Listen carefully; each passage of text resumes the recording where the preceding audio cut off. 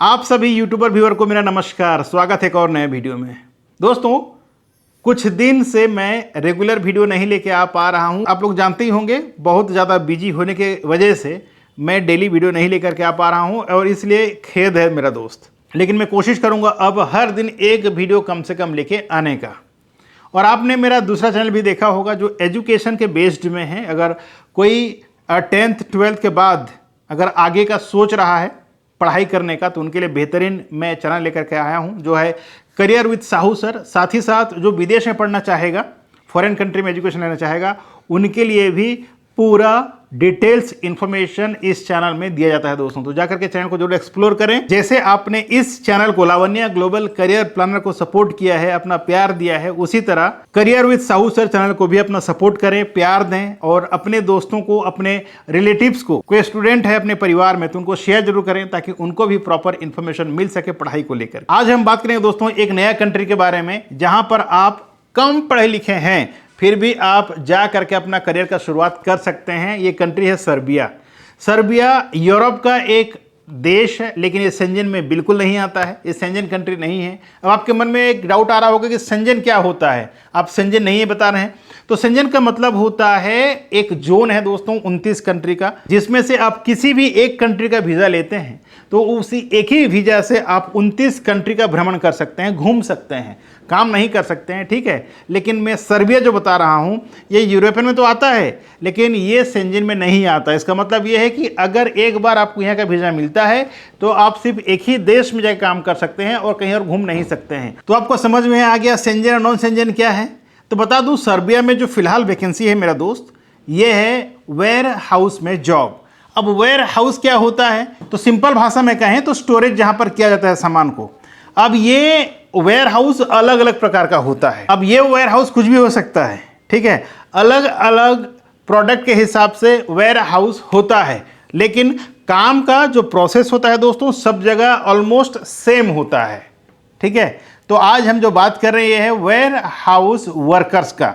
अगर आपका education minimum 8th class हुआ है, अगर 8वीं पास हैं आप, तो इस जॉब में अप्लाई करने के लिए आप एलिजिबल हो जाते हैं, बशर्ते आपको बेसिक इंग्लिश बोलना आना चाहिए, फिर आप इस जॉब में अप्लाई कर सकते हैं। इसमें फिलहाल लगभग 150 के करीब वैकेंसीज है और कोई भी नेशनल इसमें अप्लाई कर सकता है। और मैं जो बात कर रहा हूं, अगर आप इंडियन हैं, इंडियन सिटीजन हैं, कहीं से भी आप बिलोंग करते हो इंडिया का, आप इसमें अप्लाई कर सकते हैं। मान लीजिए आप इंडियन हैं, फिलहाल आप दुबई में काम कर रहे हैं और आप यूरोप में जाना चाहते हैं तो आप अप्लाई कर सकते हैं, ठीक है। अब बात करें इसमें सैलरी क्या मिलेगी, सबसे बड़ी सवाल है, राइट। सबके मन में आता है कि भाई सैलरी कितना मिल सकता है। तो सैलरी लगभग आपको मिलेगा दोस्तों 750 यूरो से लेकर के 1000 यूरो के बीच में। और ये 8 घंटे का जॉब रहेगा और सप्ताह में 5 दिन आपको काम करना होगा। इसके अलावा आप जितना भी काम करेंगे वो आपका ओटी के हिसाब से काउंट होगा। रही बात खाने और रहने की, दोस्तों आपको एकोमोडेशंस कंपनी टेक केयर करेगा, यानी कि फ्री में आप रह सकते हैं, लेकिन खाने का आपको खुद को अरेंज करना होगा। तो अगर आप यहाँ पर ओटी करते हैं तो ओटी से जो भी आप पैसा इनकम करेंगे कहीं ना कहीं आपके खर्चे रहन सहन के लिए एनफ हो जाएगा। बाकी जो भी सैलरी आप कमाते हैं उसको आप सेविंग कर सकते हैं। बात करें इसका कुल प्रोसेस कितना दिन का समय लग सकता है, पर्टिकुलर अगर हम आज सर्बिया का प्रोसेस के बारे में बात करें तो लगभग 3 से 4 महीने का प्रोसेस है दोस्त, अगर आपका प्रॉपर सिलेक्शंस होता है तो। अगर सिलेक्शंस नहीं हुआ तो आप दूसरा जॉब के ट्राई कर सकते हैं, ठीक। अब बात करें कि भाई इसमें खर्चा कितना आ जाएगा, तो खर्चा लगभग 3 से 4 लाख के बीच आता है, सब कुछ मिला करके। जैसे कि आपका फ्लाइट टिकट हो गया, आपका VFS हो गया, आपका इंश्योरेंस हो गया, लॉयर चार्जेस हो गया, एजेंसी का चार्जेस हो गया, वहाँ पर पिकअप का चार्जेस हो गया, ठीक है। एकोमोडेशन अरेंजमेंट में जो खर्चा लगता है उसका होगा, तमाम जो चीज़ें हैं दोस्तों, सारी चीज़ें मिलकर लगभग इतना खर्चा हो ही जाता है, ठीक है।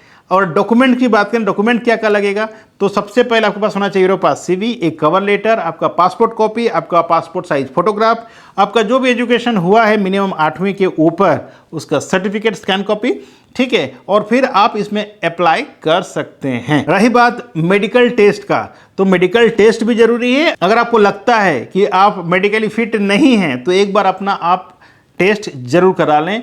आपको जाने से पहले ये लगना चाहिए कि आप मेडिकली फिट हैं।